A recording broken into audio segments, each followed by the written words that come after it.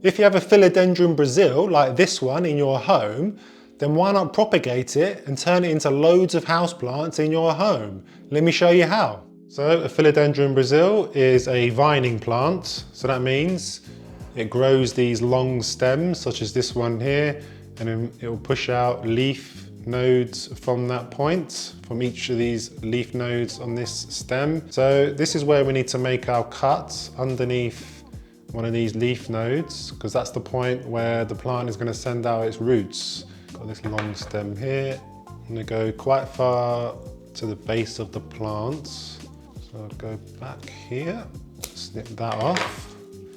Hopefully I've made the right cut. There you have it. There's one nice long stem. So I've got 1, 2, 3, 4, 5, 6 usable cuttings I'll get out of that. Plants do respond really well to being cut back, to being pruned, especially vining plants. They tend to get bushier the more you cut them back. So don't worry about making a cutting and thinking that you're gonna kind of destroy the look of your plant. You won't, that's not gonna happen.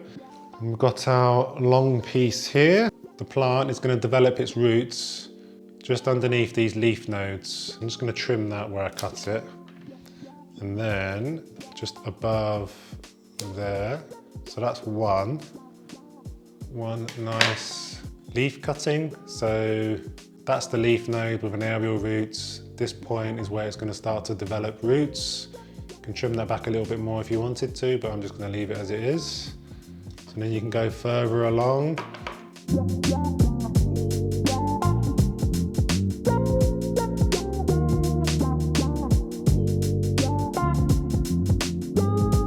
So there we have it.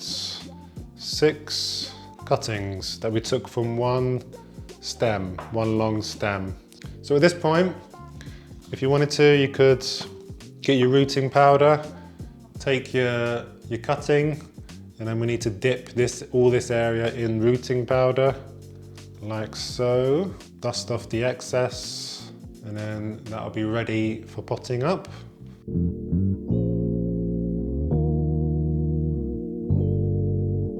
So all we need to do, take our cutting and just pop them in.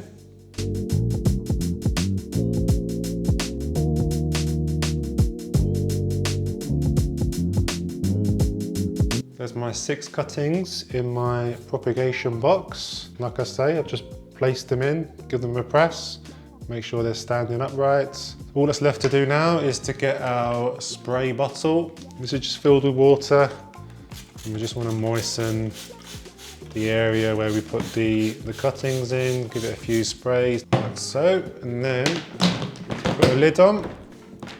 You want the lid to be clear, but it's not a disaster if it's not. It just means that there's going to be less light getting into here. And that's all there is to it, guys. Really simple process. So I will come back when these have developed roots and I will show you what's been happening. It's been about 8 weeks since I took those propagations. So let's have a look how the cuttings are getting on. Okay, let's begin by pulling out this one here. Looks like there's some nice roots on that one. Can't see any growth nodes at the moment. I'm sure they'll come. Let's have a look at this one next. One strong root, no growth node at the moment. So it's been about 8 weeks in this box. So a good few roots on there. They all look nice and healthy.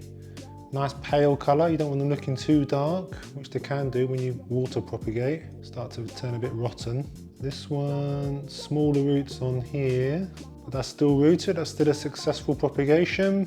The last 2, oh, this one's a nice long one. Looking pretty good. One long root. I think there's the beginnings of a growth node appearing. That's the first one I've seen, so that's a good sign. And that's the last one. All very nice and healthy. So the thing I like about perlite as a propagation method is that they will transfer to soil very easily. Perlite's got substance like soil, unlike water, so you can have trouble moving water propagated cuttings to soil. But with perlite, much easier, not as much shock. I do have a video on how to move water propagated cuttings to soil successfully. There's a few things you need to do. I'll link to that on the screen now, so make sure you click on that link. I will see you there. Thanks for watching.